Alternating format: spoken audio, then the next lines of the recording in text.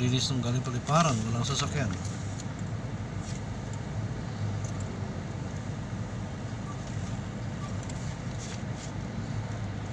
Dito lang ang traffic.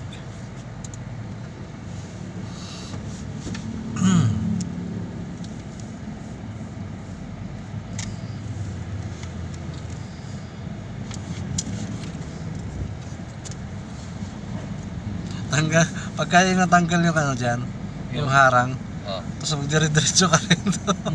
Putol na yun eh. Magdire-diretso ka dito, mag-world ka na lang, oh, wala nang katugtong ah. Hindi ko naman siya kung may nagpapakarga rito. Masarap ng empleyado yung maghapon lang ganun.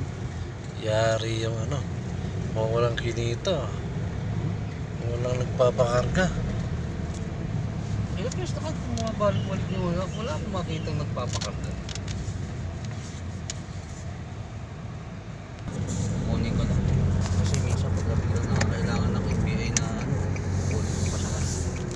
Kinuha lang naman yun para i-xerox eh. Dahil i-xerox yan.